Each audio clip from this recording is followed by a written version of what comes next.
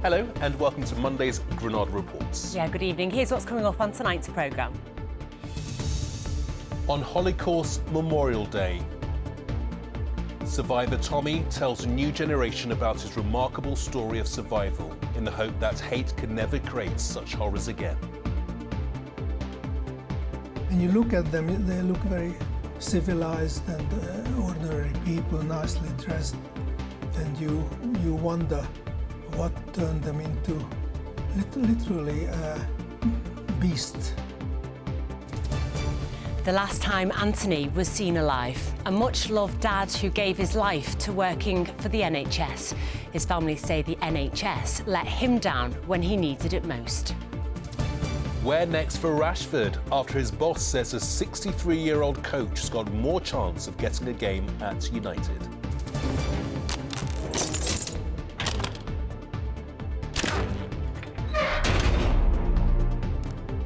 The unmistakable world of Wallace and Gromit will be talking to their creator from Preston, Nick Park, about the chance of winning his 5th Oscar. A Mars a day for a limited time only. Find out how to get up close and personal with the red planet. And after a very unsettled weekend and start to this week, things are changing. So hopefully we'll be seeing a little bit less of this and something a bit more like this, which might mean we get to see a few more of things like this. So all the details coming up with me later on in the programme. See you then.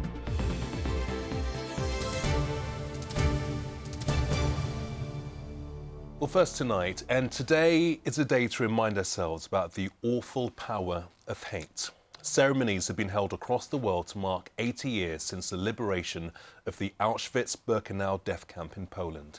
Around 1.1 million people perished there at the hands of the Nazis, about 1 million of them Jews from all over Europe. Well, as we come on air, King Charles is joining survivors and their families to lay wreaths at the camp, which still stands as a monument to those who died.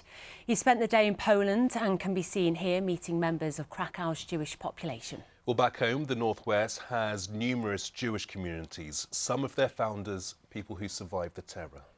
Well, these days they focus their attention on teaching younger generations about their experiences in the hope that the hate and lies which created Auschwitz don't win. People like Tommy Comely, who's been speaking to students at a school on the Wirral and explaining that the atrocities didn't just happen at the death camps. Well, Paul Crone went to meet both Tommy and the pupils, and we have to warn you, his report does contain details of some of the terrible things he saw. Students attending a class like no other. Holocaust survivor 88-year-old Tommy Comely commanding total silence at St John Plessington Catholic Secondary School in Bebington on the Wirral. Tommy was just a young boy living in Budapest when German troops occupied Hungary in 1944. The persecution of Jews was swift and merciless. They would round up 200 or 300 people, take them to the Danube embankment, which stands quite high above the river, make them strip naked, tie 3 of them together and shoot the person in the middle, who would fall into the river, dragging the 2 still alive with him. And they must have killed 10 or 20,000 people like that. Tommy's father was sent to the Russian front to work in a labour camp. He would never return. Tommy's mother was herself captured by armed guards in Budapest and narrowly escaped certain death in a Nazi extermination camp. So she decided to make a run for it. And the guards tried to shoot her, but fortunately these were not trained soldiers, kept missing. And when she occasionally turned back while she was running to see what was going on behind her, to her utter amazement found that not one other person followed her example. Probably half of them could have got away in the confusion, but by this time people were so psychologically affected. The talk, organised by the Northern Holocaust Education Group in conjunction with the Holocaust Educational Trust, left its mark on the secondary school students. When Tommy was talking about his mum and how she ran from the guards. I think that was just so inspiring, just to see like how deep you go for a loved one. It's important to remember the discrimination and oppression that people have been through to make sure like these things don't happen again. Like these are horrific acts that were taken out through like by countries. It wasn't just like a small group. It wasn't like it was a country doing these things. So I think it's important to believe like for people to know that like these things happened, they're not okay, and that we should like educate people to make sure this doesn't happen again. You learn about it in class and you read all the stories, but hearing someone who actually lived through it puts it into perspective that they were people and they were children, and it's almost easier to empathise with them when it is a person standing in front of you.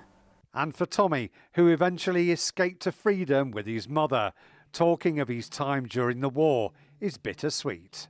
Either what I say or when they ask me questions, I get a benefit in memories coming back to me that I had long gone. And I suddenly say, oh, I couldn't have remembered that without the question. Paul Crone, ITV News.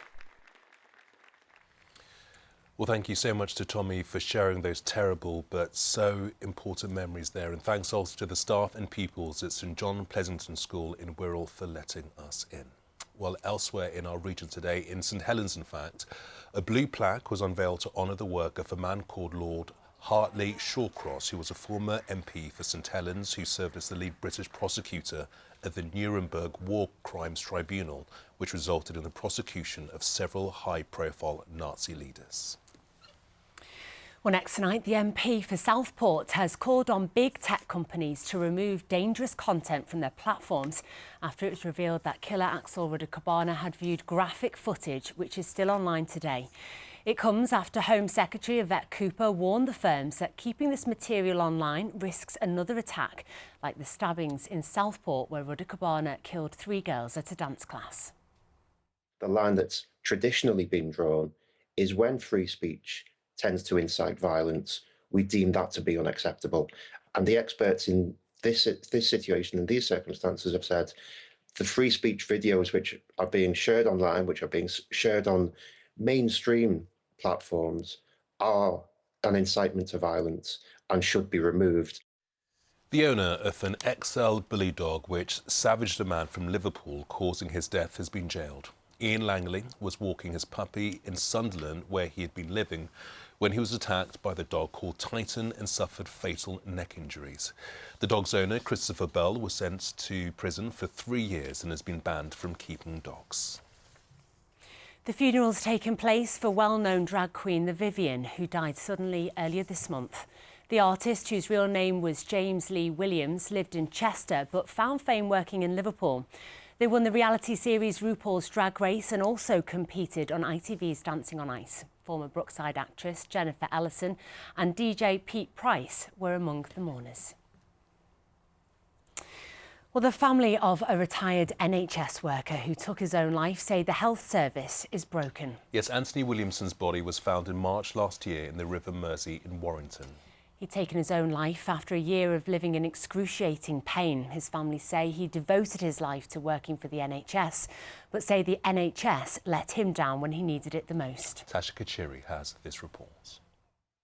This video is the last Tony Williamson's family saw of him.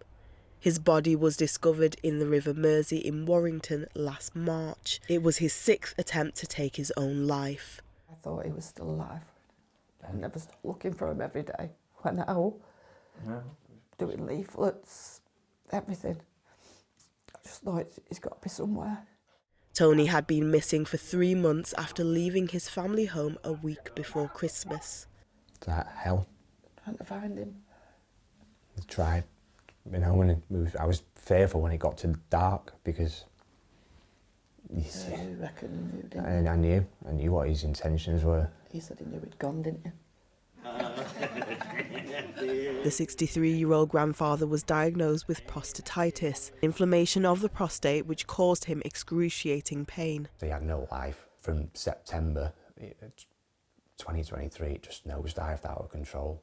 That was the first time he contemplated taking his own life. Thankfully, he went to A&E. I just grabbed hold of him and said, "Please don't do it again." We'd had enough of the pain. His family said the pain changed his personality and affected his mental health. They say Tony didn't get the support he needed. You go to the physical team and they say speak to the mental health team, so you speak to the mental health team and they say, right, well, we'll speak to the physical team, and then you're sat in the middle of them, not knowing which way to turn. You might still be here today if they just had a joined up thinking. At the inquest into his death, Assistant Coroner Adrian Farrow issued a report to prevent future deaths to the Department for Health and Social Care. In it, he highlighted concerns about poor communication in complex cases like Tony's. We fell foul of how broke the NHS is, and what makes it all the more harder is he worked for them. And in our view, they failed one of their own. That's our view of it. Because Tony had gone above and beyond to help his patients, above and beyond. It's hoped that lessons can be learnt and no other family will have to endure what the Williamsons did. For them, it's too little, too late. My mum has to spend the rest of her days now without my dad. I have actually got him here. I've got his ashes in my ring. Yeah, he's still here. He's always with us, but obviously not. Yeah. Tasha Kachiri, ITV News, Timperley. Thanks so much to Tony's family for talking with us, and the Department of Health and Social Care has given us a statement expressing their deepest sympathies to Tony's family and promising to consider the coroner's letter carefully and respond in due course. They add this government's 10-year health plan will fix the broken system to make the NHS fit for the future. They say this includes ensuring we give mental health the same attention and focus as physical health and investing an extra £26 million in new mental health crisis centres. OK, here's Mary with what's to come on the ITV national and international news at 6:30. Coming up on the programme, 80 years after the liberation of Auschwitz, world leaders and survivors remember those who lost their lives under the Nazis. Thousands of displaced Palestinians crossed by foot back to northern Gaza. And a surprise guest in tonight's Emmerdale. Do join me for those stories and more at 6:30. It's Lindsay holding on Emmerdale. Well, keep watching and you'll find out. All in good time, all in good time. Now, on this programme, we're constantly banging on about how the North West is an absolute production line of talent. Yes, we have had the privilege of speaking to many people from our patch who are household names, from comedians to cultural icons. Well, stand by, we've got a real treat coming up. First of all, take a look at this.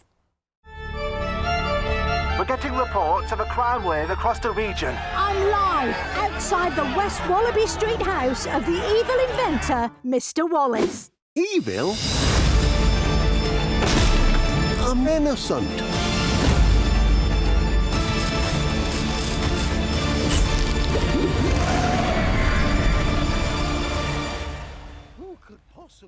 That is so good, isn't it? I watched it over Christmas with the boys. It's hilarious. It's so good. Well, that was a bit of Wallace and Gromit's Vengeance Most Foul, nominated for an Oscar and created, of course, by the stunningly brilliant Nick Park from Preston. Well, earlier I spoke to him and I started by asking him about his latest Oscar nomination. Oh, gosh, it actually is really amazing. The thrill never really wears off. I guess it's only been every few years it's happened. So, yeah, I mean, just to be nominated itself is enough, you know.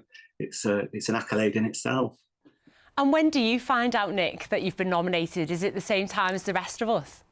About the same time, actually, yeah, because my wife and I, here up near Preston, we watched it online, you know, as the Academy read out the nominees, and we were gripping ourselves, you know, and we had to wait as they read out each category, and then when we heard it, yeah, it was like giant yahoo, you know, sort of thing, and had to have a stiff cup of tea after that. I mean, this isn't the first time you've been nominated or indeed won. I mean, does it wear off, or are you still just as excited with this one? I mean, it is exciting when I think about it. I mean, it's yeah, you don't make the film to win Oscars or any award, really. You do it for the joy of it, and it's such a privilege to be able to make a film, you know, that's your own vision. And my fellow director Merlin as well, So to get awards, it's like any artist having recognition for your work is a great thing. Obviously, you've won 4 Oscars. What's Oscars night like over there? It must just be surreal. You go down the red carpet and there's just constantly flashing cameras, all the stars walking in, and there's everybody you've ever heard of is walking past you. And it's just completely overwhelming. You think, gosh, these people you've seen films and they're actually real, So when you're used to just relating to plasticine people, it's Well, you still use that very traditional form of stop motion animation. Just talk us through that process and how long does it take to make a scene, or how much do you get through in a day? You have a figurine. I'm not in the studio, so I don't actually have the figurines with me. But the animator is someone who moves the figure, takes a frame, a single frame of film, moves it again, takes a frame, and so on until when you've done 24 of those, you've got 1 second of film in the camera. If we get through a minute of animation a week, then that's pretty much cruising. Incredible patience is needed there. Now, obviously, you're Preston born and bred, and we've spotted lots of little nods to the Northwest in the latest film. Okay. Just talk us through some of those and were they your idea? Yeah, I mean, I love having fun with all this detail, and a lot of the jokes are inspired by my own upbringing in Preston, in Lancashire. My dad always used to love that film, The African Queen. So, because people may know already, there's a boat chase, a canal boat chase. So we named one of the boats the Accrington Queen. And some of our eagle-eye viewers also spotted the Up North news that seemed to feature what looked like a retro Granada arrow. Was that for us? Oh, well, I guess it was. It wasn't specifically because we wanted to avoid copyright, but it's a kind of 70s, sort of graphic, I guess. Well, we're going to claim it anyway. Nick Park, thanks so much for your time and wishing you so much luck for the Oscars in March. Not that you'll need it. Oh, thank you. Great to talk to you. Thank you. That was totally for us, wasn't it? Yeah, totally for us. Do you know how I know he's a lovely man? Because he was saying about when he won the Oscar, and he went, yoo! Like, only nice people do that and say that. He's absolutely lovely. OK, time for sport now, and it looks increasingly likely Marcus Rashford has played his last game for Manchester United. Hi, Mike. Yeah, hi, guys. Yeah, 1 week left of this transfer window, and his future remains uncertain. But one thing is clear, his manager isn't ready to play him. Rashford hasn't featured in the United squad for 6 weeks now. Ruben Amorim claims he'd rather play his 63-year-old goalkeeping coach, George Vital, ahead of the England forward, as he again questioned his commitment to the cause. Is the training, the way I see what a footballer should do in training, in life, and is every day. It's the same situation for every player. I will put Vital before I put a player that don't give the maximum every day. So I will not change in that department. Former Stoke and Plymouth manager Stephen Schumacher remains the bookies' favourite to take over at Bolton Wanderers. The League One side, who sacked Ian Evatt last week, recorded a welcome win at the weekend. They beat an in-form Huddersfield Town 1-0 away from home. James Carragher, the son of Liverpool legend Jamie, scored his first professional goal for Wigan Athletic as they beat Bristol Rovers 2-0. Stockport County maintained their promotion push. They beat Crawley Town 2-0 at Edgeley Park. And Blackpool picked up their first league win of the year, 3-1 against Exeter City. Into the Championship, and Preston North End made it back-to-back wins as they beat Middlesbrough by 2-1. And in League Two, it was always going to take something special for Accrington Stanley to beat second-place Crewe Alexandra. So how about that from Sean Worley? It ended 1-0. Elsewhere, Barrow recorded their first win since before Christmas, 3-0 at home to Grimsby. And Tranmere Rovers are now just 5 points above the relegation zone after their 1-1 draw with Gillingham. And Burnley play Leeds in the Championship tonight. Now, Manchester United have moved up to second place in the Women's Super League. Ella Toone made it 5 goals in 3 games since returning from injury as the Reds beat Brighton 3-0 at Lee Sports Village. The result saw United climb above Manchester City, who also won at the weekend 4-2 away to Aston Villa. Both Liverpool and Everton were beaten. frustration for Stephen Bunting, the St Helens hero who won the Bahrain Masters last week. Just missed out on the double as he lost 8-5 to Rob Cross in the final of the Dutch Masters. He's in great form, though. There'll be plenty more chances for silverware this year. That's your sport tonight, guys. Brilliant. Thanks so much, Mike. Right, next, and our friends at ITN almost gave the game away. Almost. But if you stay tuned to ITV this evening, I mean, why wouldn't you? And you're an Emmerdale fan, then get ready for a shock guest appearance. That's £2.95. Just said that was a lovely cup of tea. Thank you. Pleasure. Thanks a lot. Okay. Lovely to see you. Have a nice day. Hope so. Thank you. What a performance. That was Mr Speaker and Chorley MP himself, Sir Lindsay Hoyle, on Emmerdale's 10,000th episode, paying a visit to the Hyde Bar and Bistro. He is a proud Lancastrian, so do you think he took Yorkshire tea? I'm sure he did, though. Obviously, other brands are available. And if he has enough of politics, he's got a new career in acting there, hasn't he? Well, I'm not so sure. So anyway, how do you follow that? Well, the answer with something that's out of this world. If you're looking for the red planets, Mars in the night sky, just a tip. It's in the constellation of Gemini at the moment. Well, if that meant nothing to you, it also meant nothing to me. But don't worry, because you can still get a really good look at it right here in the northwest. Yeah, we're crossing live to Runcorn and our reporter Tim Scott. Tim, tell us more. Yeah, hi Gamal. Well, I'm here at Norton Priory in Runcorn, where they're showing this thing. It's a 6-metre wide scale model of the planet Mars. It's the work of artist Luke Jerram, whose previous models of the Earth and the Moon you may have seen on Granada reports. And like those models, this one, it's sort of anatomically correct. All the markings you can see are all taken from NASA photographs. Well, in a minute we'll be speaking to somebody from Norton Priory about this, but first let's have some fantastic facts about the planet Mars. With a radius of 2,106 miles, Mars is about half the size of planet Earth. The highest mountain on Mars, Olympus Mons, is 16 miles high, woof, making it 3 times higher than Mount Everest. And Mars bars were indeed made on Mars until 1932, when for practical reasons production was moved to Slough in Berkshire. Well, joining me now is the CEO of Norton Priory, Rob. Before we talk about the model, a little bit about Norton Priory, Rob. This is a stunning building. Thank you. Our story spans 900 years. Wow. So 12th century building, priory, later became an abbey. By 1545, the Brooke family had made it their family home. They stayed till 1921. Yeah. And today we have a thriving, vibrant museum for the local community. So much to say. It is really, really impressive. I will definitely be coming back. Tell us about the model and how it's been, how it's come to. So we had Museum of the Moon was our first piece. We had a second piece last year. You had the Moon and the Earth here. Yes, previously. we did. Wow. So we thought we'd go for Mars and this time. Go for Mars, get the full 3. Exactly. And you've got a whole programme of events surrounding this model. We have, so all supported by Arts Council England, our funding body. Yeah. We've got a whole range of events, everything ranging from theatre to concerts, mindfulness, storytelling for children, loads of family-friendly activities. And the clangers. The clangers famously from the blue planet.